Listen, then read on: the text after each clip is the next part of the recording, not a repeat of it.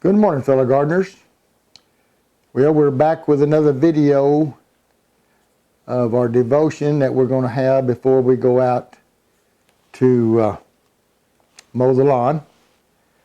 And this one we're reading on May the 28th is when we're making this one, the Sabbath and the Second Coming. Now, I know I've talked about the Sabbath in the past and maybe thinking it's too much of the Sabbath, but you know, there's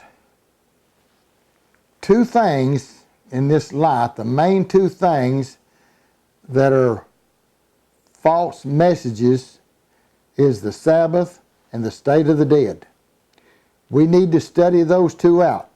What the Bible says about which is the Sabbath. Remember the fourth commandment. He's got 10 commandments. We still believe them 10 commandments are binding on us, and most everybody on this earth will agree to 9 of them, but the fourth one, they disagree. They want to go and keep the first day of the week instead of the seventh day of the week, what the Lord told them to. I'm not trying to preach a lot on this, but I want you to study it for yourself.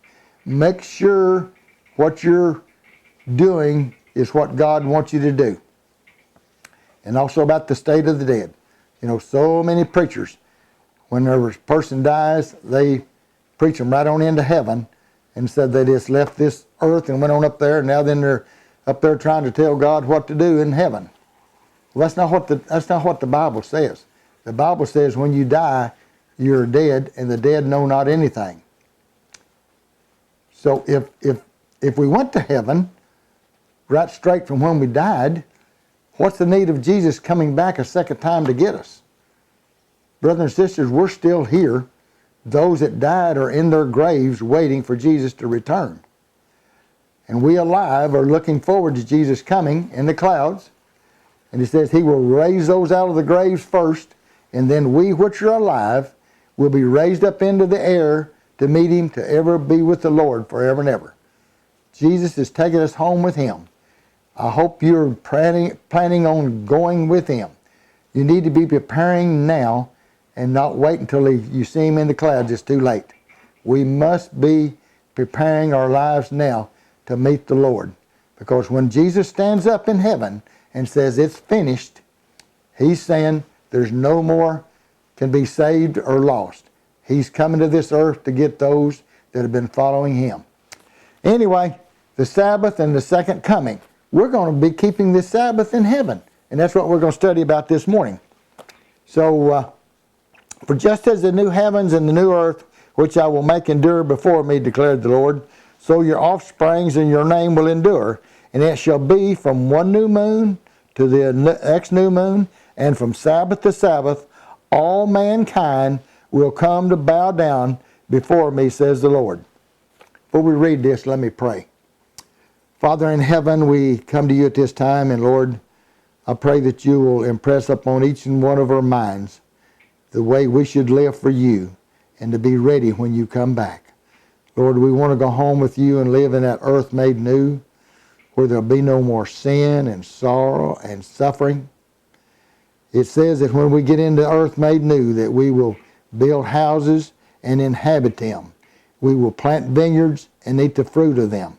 So Lord, we're going to be live human beings, ready to serve you every Sabbath, every new moon. Lord, be with us and help us to get prepared, ready to go home with you when you come soon, because all of the signs around us are pointing that you're coming soon. In Jesus' name we pray. Amen.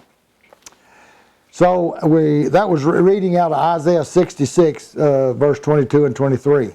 Isaiah vividly describes the redeeming, worshiping God on the Sabbath in the new earth. The last chapter of his book certainly refers to the climax of history when the Lord will come in fire and his chariots like the whirlwind to render his anger with fury and his rebuke with flames of fire. For the Lord will execute judgment by fire.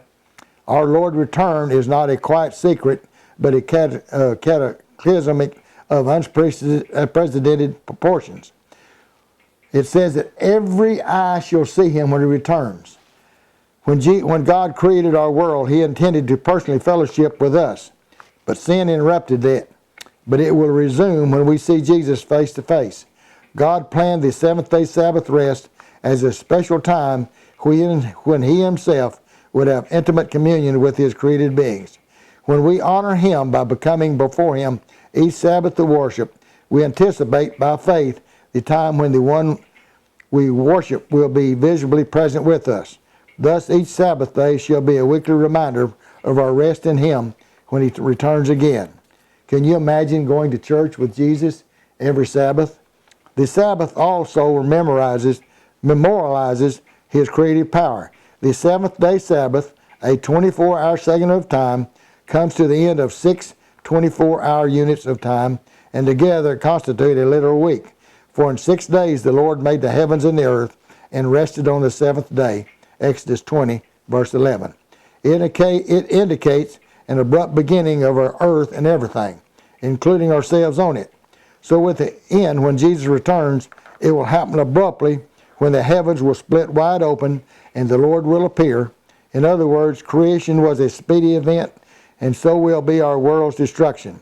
God will establish the new heavens and the new earth creation in a short time. Most important of all, Isaiah points out that our names will endure. Everything we see, do, or is transcendent. But when eternity begins, and it will begin soon, it will endure forever.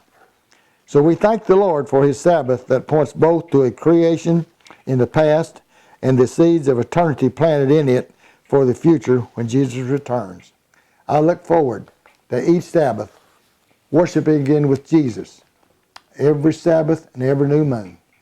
Be with me and let's pray as Judy and I end with this prayer. Father in heaven, Lord, we come to you and we just want to thank you for creating this earth and creating human beings on this earth. And I know you had plans to come and visit with humans on this earth, but then man sinned and it stopped that abruptly. Lord, we're sorry for that. I know we wasn't there, but we sinned today, and it still counts the same way as Adam and Eve did. And Father, we just pray now that you will forgive us and accept us into thy kingdom. We accept Jesus as the only way we can possibly get out of this sinful world is through the blood of Jesus. He died upon the cross for each and every one's sin.